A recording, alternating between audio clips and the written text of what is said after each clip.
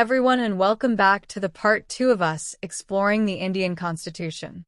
In the last video, we covered up to the directive principles of state policy. Now we will begin with fundamental duties. One of the most important aspects of our Indian Constitution, the fundamental duties added through the 42nd Amendment in 1976, these duties form Part 4A, Article 51A of our Constitution. What makes them special? They represent the perfect balance between rights and responsibilities in our democracy. Just as we expect certain rights from our nation, these duties remind us of our responsibilities towards our country. Think of them as the moral guidelines that help build a stronger, more unified India. Unlike fundamental rights which we can claim, these duties ask what we can do for our nation. Let's explore our first set of fundamental duties, and they're truly fascinating. First, we must respect our national symbols, the flag and anthem. Ever wondered why? These symbols represent our sovereignty and unity. When we stand for the national anthem or hoist the flag, we're connecting with millions of Indians across the country. Next, we're asked to cherish the ideals of our freedom struggle. Remember the values of nonviolence, unity, and sacrifice that our freedom fighters embodied? These aren't just historical facts. They're living principles we should apply in our daily lives. The duty to protect India's sovereignty is particularly crucial in today's global context, where each citizen plays a role in maintaining our nation's integrity. Now we come to duties that directly impact our daily lives. A crucial duty is protecting our environment, our forests, lakes, rivers, and wildlife. Why is this so important? Because we're not just preserving nature for ourselves, but for future generations. Did you know that this duty has led to numerous environmental protection movements in India? Next, we have the fascinating duty to develop scientific temper. This means questioning superstitions, being rational, and embracing a spirit of inquiry. The 86th Amendment added another vital duty, ensuring education for children between 6 to 14 years. This single addition has transformed millions of young lives through the Right to Education Act. Think about it. By educating one child, we're not just fulfilling our duty, we're building a stronger, more informed India. Let's understand what makes these duties unique. First, they're moral and civic obligations. Think of them as your conscience guiding you towards being a better citizen. While they can't be enforced in courts like fundamental rights, they're far from powerless. How? They shape our laws, influence court decisions, and guide policymaking. Here's something interesting. These duties apply universally to all Indians, regardless of religion, caste, or economic status. They're like the threads that weave our diverse nation together. The interconnection with fundamental rights is fascinating. For instance, while you have the right to freedom of expression, you also have a duty to uphold India's sovereignty. It's a beautiful balance, isn't it? Though fundamental duties aren't directly enforceable in courts, their impact is profound and far-reaching. Let me share a fascinating example. The Environmental Protection Act of 1986 was heavily influenced by our fundamental duty to protect the environment. The Prevention of Insults to National Honor Act gives legal teeth to our duty to respect national symbols. The judiciary has played a crucial role, too. In the landmark Rangnath Mishra case of 2003, the Supreme Court emphasized that public authorities should strive to implement these duties. Here's a thought-provoking question. Even without direct enforcement, how do these duties shape our behavior as citizens? They work through our conscience, social pressure, and the gradual evolution of our laws. The significance of fundamental duties goes beyond mere constitutional provisions. Think of them as the pillars of a strong nation. They promote national unity, but how? When we respect our national symbols or preserve our cultural heritage, we're strengthening our national fabric.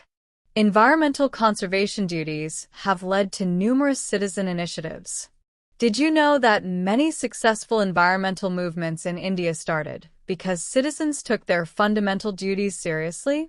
These duties are particularly crucial for youth development. They instill values like scientific thinking, excellence, and social responsibility. Imagine a young student who, inspired by these duties, starts a small environmental club in school. That's how change begins. These duties also support governance by creating responsible, aware citizens who actively participate in democracy. While discussing fundamental duties, we must also address their challenges. The primary criticism is their non-justiciable nature, meaning you can't go to court if someone doesn't fulfill their duties. But here's an interesting perspective. Should all duties need legal enforcement? Some argue that moral obligations can be more powerful than legal ones. The vague wording of certain duties is another concern. For instance, what exactly does scientific temper mean in practical terms? The lack of awareness is perhaps the most significant challenge. Many citizens don't know their fundamental duties, which raises an important question. How can we fulfill duties we don't know about? This creates what experts call an imbalance. We're quick to claim our rights but often forget our corresponding duties. These criticisms help us understand where we need to improve our constitutional framework. Let's explore the fascinating office of the President of India, the highest constitutional authority in our nation. The President isn't just a ceremonial head, they're the living embodiment of our nation's unity. The election process is uniquely designed to reflect India's federal structure. Here's something interesting. The Presidential Electoral College includes not just parliament members, but also state legislators. Why? Because the president represents both the union and the states. Think of the president as the guardian of our Constitution, someone who ensures our democracy stays on track. The position combines ceremonial dignity with constitutional authority, making it crucial for our democratic framework. The president's legislative and judicial powers are equally fascinating. They can summon or dissolve parliament, but it's not arbitrary. These powers are exercised within constitutional boundaries. The power to promulgate ordinances when parliament isn't in session is particularly interesting. Think of it as an emergency legislative tool. But why do we need it? Because governance can't wait for Parliament to convene in urgent situations. The pardoning power under Article 72 is another crucial authority. It's not just about forgiveness. It's about ensuring justice beyond the judicial system.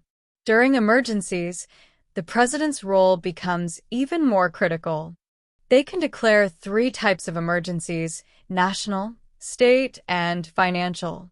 Each serves a specific purpose in protecting our democracy. Remember, these powers aren't just constitutional provisions.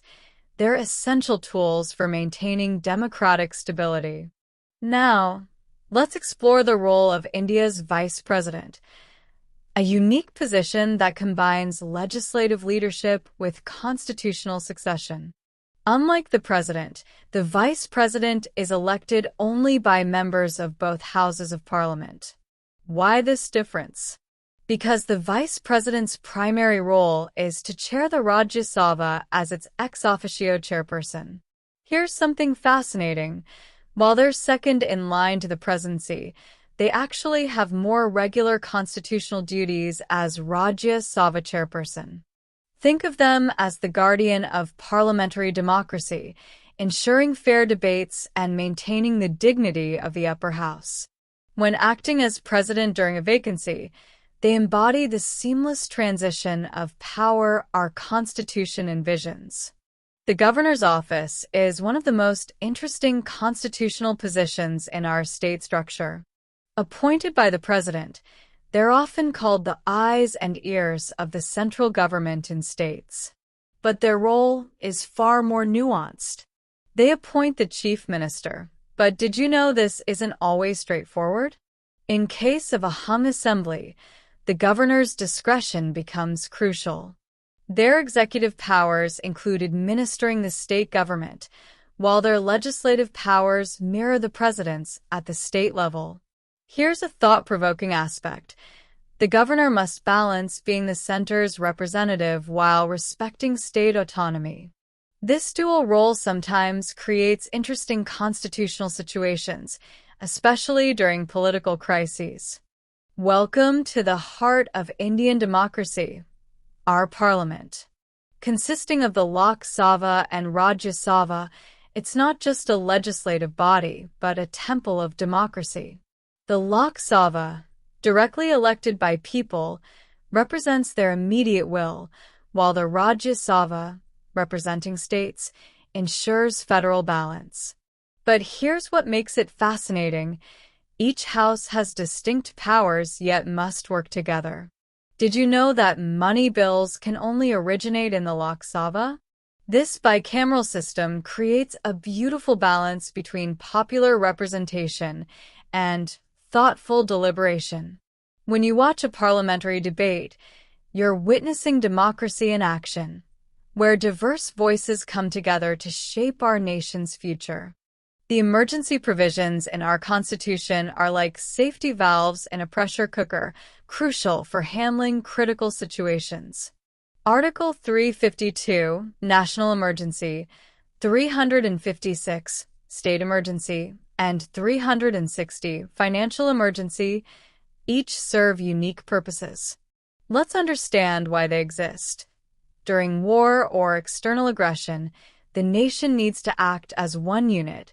That's where Article 352 comes in. But here's something interesting.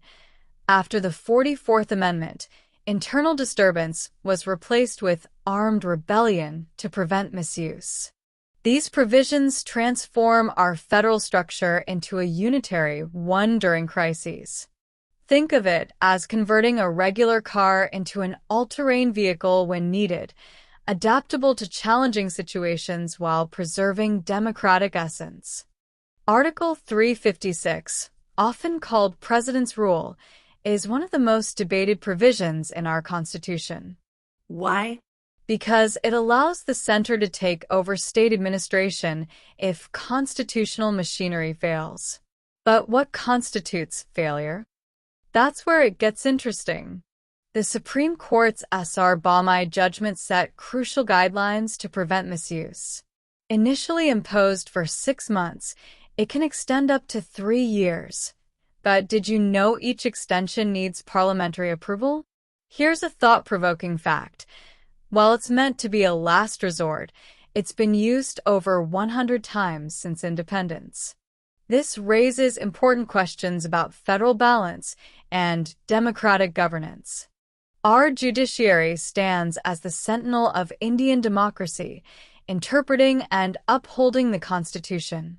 It's structured like a pyramid, Supreme Court at the apex, high courts in the middle, and subordinate courts at the base.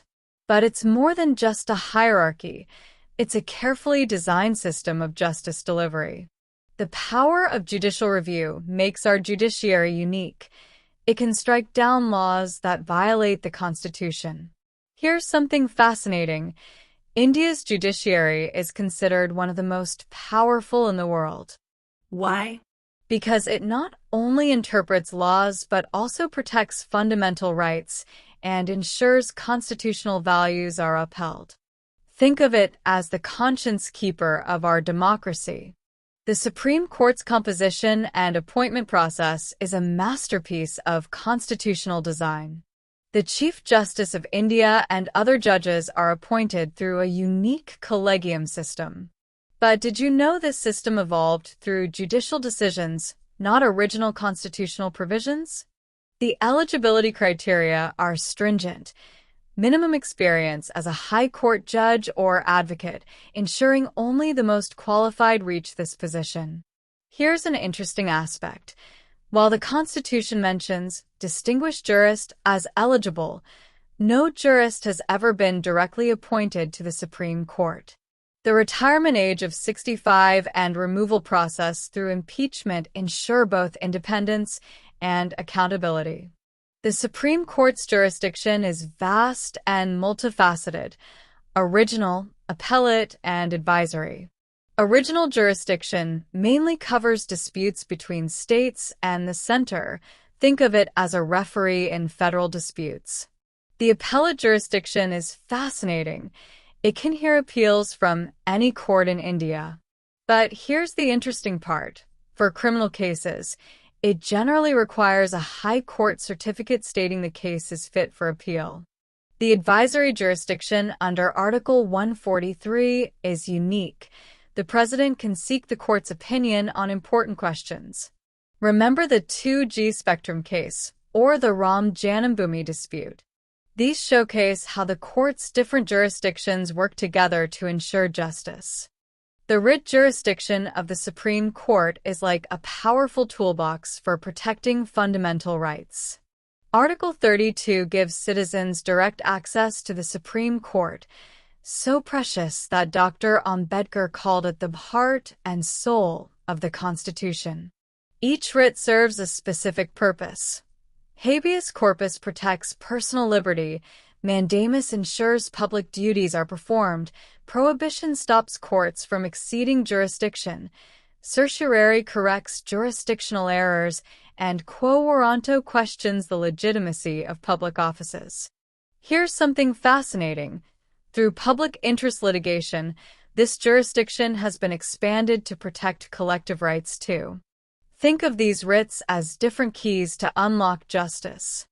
High courts serve as the highest judicial bodies within the states, functioning under Articles 214 to 231 of the Constitution. They are not just courts but pillars of justice at the state level. Judges here are appointed by the President after consultation with key figures like the Chief Justice of India and the State Governor, ensuring a blend of national and regional perspectives. Their powers begin with original jurisdiction, meaning they handle critical cases like constitutional disputes or major civil and criminal matters directly. This makes high courts the first port of call for many pivotal cases, acting as a safeguard for constitutional interpretation. High courts extend their influence through multiple jurisdictions. With appellate jurisdiction, they act as a higher authority for appeals from subordinate courts or tribunals, ensuring fair reviews of past judgments. Their supervisory jurisdiction ensures lower courts maintain consistency and legality in their decisions, acting as a watchdog for grassroots justice. Under Article 226, their writ jurisdiction is even broader than the Supreme Court's. They can issue writs not only for fundamental rights but also for other legal rights, making them versatile guardians of justice. Finally, through judicial review, high courts ensure state laws and actions adhere strictly to constitutional principles. In essence, they are the ultimate interpreters of the Constitution at the state level, balancing local governance with constitutional supremacy. Let's compare the writ jurisdiction of the Supreme Court and high courts. It's like comparing two powerful justice delivery systems. While Article 32 gives the Supreme Court power to issue writs for fundamental rights, Article 226 gives high courts broader powers to issue writs for both fundamental and other legal rights. Here's something fascinating. High courts can be more flexible in exercising their writ jurisdiction. While the Supreme Court's jurisdiction is nationwide, high courts focus on their territorial jurisdiction. But did you know that in certain cases, high courts can issue writs that have effect beyond their state boundaries? For instance, if a government order from Delhi affects someone in Mumbai, the Bombay High Court can still intervene. This dual system ensures justice is both accessible and comprehensive. The relationship between the center and states is like a carefully choreographed dance in Indian democracy. Our Constitution creates a unique federal structure that's often called quasi-federal. Why? Because while it establishes distinct powers for both center and states, it leans towards a stronger center. Think of it as a family structure where the parent, center, has overarching authority, but children, states, have their own areas of independence. Here's what makes it interesting. During normal times, states have significant autonomy, but during emergencies, the system can transform into an almost unitary structure. This flexibility has helped India maintain unity while respecting diversity. The ongoing debates about federalism show how this relationship continues to evolve. Is India truly federal? This question has intrigued constitutional experts for decades. A federal system typically has 4 key characteristics: divided powers between center and states, a written constitution, constitutional supremacy, and an independent judiciary to resolve disputes. However, India's system is called quasi-federal because it has strong centralized features. The union government holds significant powers, especially during emergencies.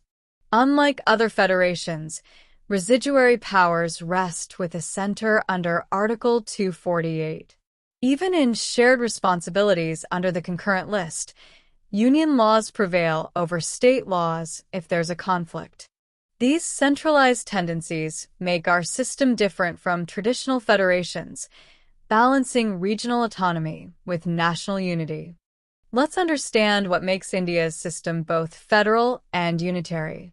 On the federal side, we have an independent judiciary and clear division of powers through 3 distinct lists: union, state, and concurrent. The unitary features, however, give our system its unique character. State governors serve as center's representatives, Parliament can reorganize states, and emergency provisions allow for centralization when needed. This is why India is described as quasi-federal, federal in structure but unitary in spirit, designed to maintain both unity and diversity in our governance system.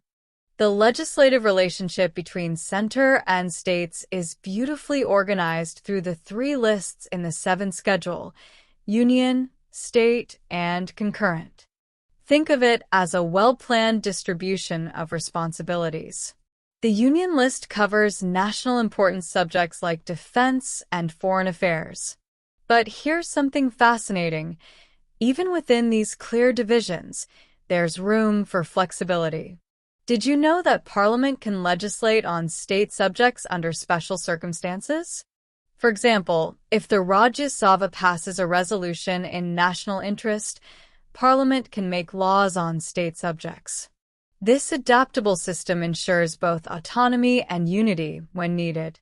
In India's constitution, legislative powers are carefully balanced between the union and states. Under Article 248, Parliament has residuary powers to make laws on subjects not mentioned in any list. Parliament can also override state powers in 4 key situations: when Rajya Sabha deems it necessary for national interest, during national emergencies, when states voluntarily permit it, and for international treaties. These provisions ensure both flexibility and central coordination while maintaining India's federal structure. The administrative relations between center and states, outlined in Articles 256 to 263, are like the operating system of our federal structure. While states have autonomy in their sphere, the center can give directions to ensure compliance with laws. Here's an interesting aspect. These directions aren't just suggestions. States are constitutionally bound to follow them. But did you know there's a safeguard? If following these directions requires expenditure, the Parliament must authorize funds. This creates a practical check on central authority. Think of it as a coordinated management system where both levels of government must work together for effective administration. Interstate coordination is crucial for smooth governance, and Article 263 provides a fascinating mechanism through interstate councils. These councils are like bridges connecting different states and the center. The Interstate Water Disputes Act is a perfect example of how complex interstate issues are managed. Here's something interesting. These mechanisms have evolved beyond just resolving conflicts. They now promote cooperative federalism. Think about the GST Council. Though not under Article 263, it shows how states and center can work together. These coordination mechanisms ensure that India functions as a united nation while respecting state autonomy. Financial relations between center and states are perhaps the most crucial aspect of our federal structure. The distribution of taxation powers is like a carefully balanced economic ecosystem. The center collects major taxes like income tax and GST, while states handle taxes like agricultural income and property taxes. But here's what makes it interesting. This isn't just about collection. It's about fair distribution. Did you know that the Finance Commission, appointed every 5 years, recommends how tax revenues should be shared? This ensures both fiscal autonomy and financial support for states. Think of it as a national revenue-sharing family where everyone's needs are considered. The financial relationship goes beyond just tax sharing. Grants and aid under Article 275 provide additional support to states with special needs. The borrowing system is fascinating. While states can borrow, they need centers' permission if they're already indebted to the center. Here's something interesting. The GST regime has transformed center-state financial relations. It's like a grand financial partnership where both levels of government must cooperate. The GST Council, where states and center make decisions together, represents a new model of cooperative federalism. This system ensures financial stability while maintaining state autonomy. Thank you for joining us for this video. Please like the video and keep supporting us.